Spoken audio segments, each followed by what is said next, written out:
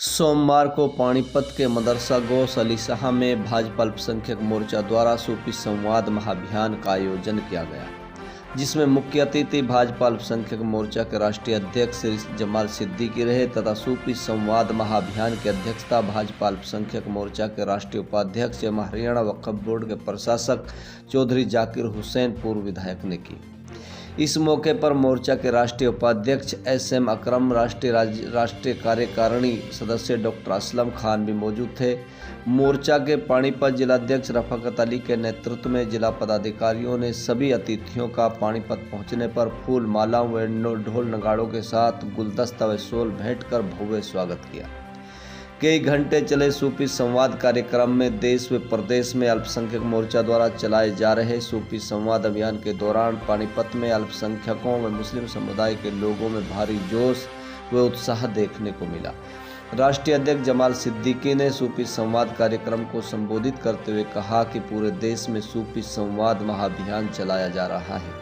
तथा अल्पसंख्यक व मुस्लिम समुदाय के लोगों के बीच माननीय प्रधानमंत्री श्री नरेंद्र मोदी का संदेश व भाजपा सरकार की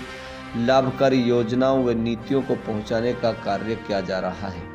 इस अभियान से अल्पसंख्यक समुदाय के लोग ज़्यादा से ज़्यादा भाजपा का सबका साथ, सबका विकास और सबका विश्वास के नारे से प्रभावित होकर पार्टी में जुड़ने का काम कर रहे हैं। उन्होंने कहा कि पूरे देश में भाजपा अल्पसंख्यक मोर्चा पार्टी द्वारा दी गई जिम्मेदारियों को बखूबी निभा रही है।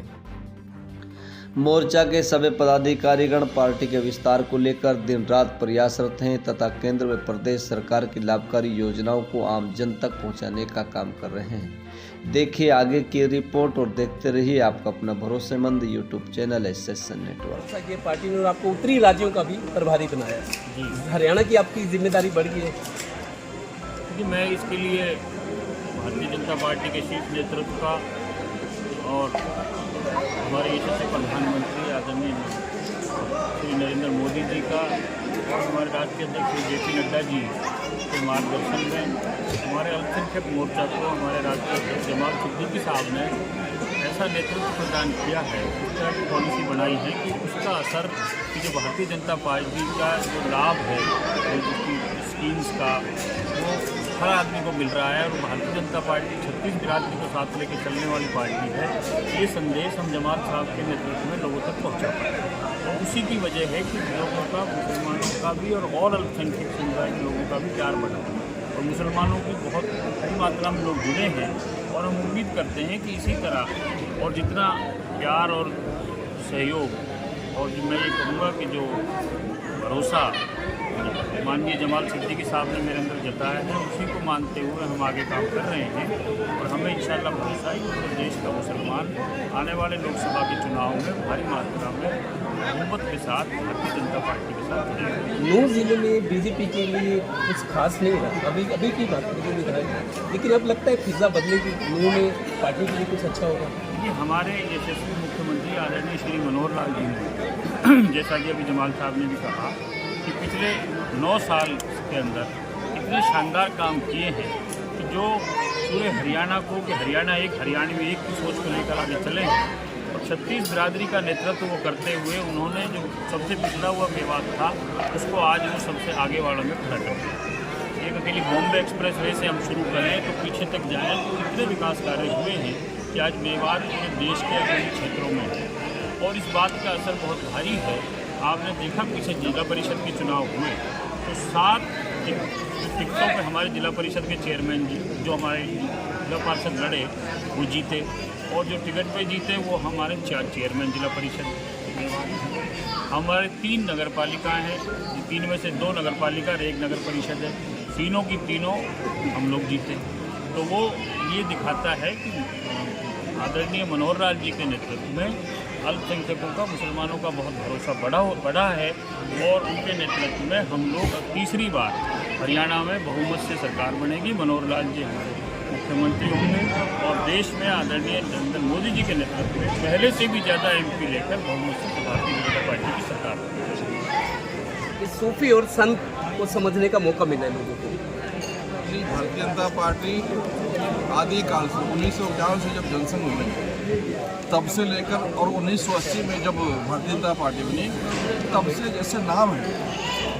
वैसे ही सभी समाज, सभी वर्ग, सभी जात के लोगों को भारतीय जनता पार्टी लेकर आगे बढ़ती है। आप देखें, जब भारतीय जनता पार्टी 6 अप्रैल 1900 से बनी तो उसमें जो 4 मेन लोग थे, स्वर्गीय अटल जी थे जो पार्टी के अध्यक्ष हुए, श्री आडवाणी जी, श्री मुरली मनोहर जोशी जी और स्वर्गीय हाजी सिकंदर हुआ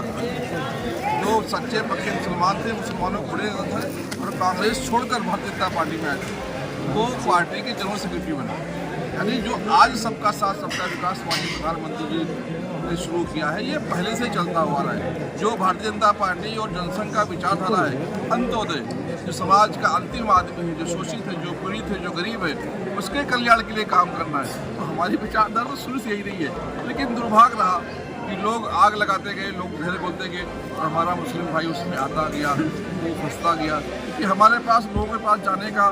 वो सत्ता का साधन नहीं था। अब जब सरकार आई है माननीय प्रधानमंत्री श्री नरेंद्र मोदी जी की और हरियाणा में सरकार है, उत्तर प्रदेश में सरकार है, महाराष्ट्र में सरकार है, गुजरात में सरकार है,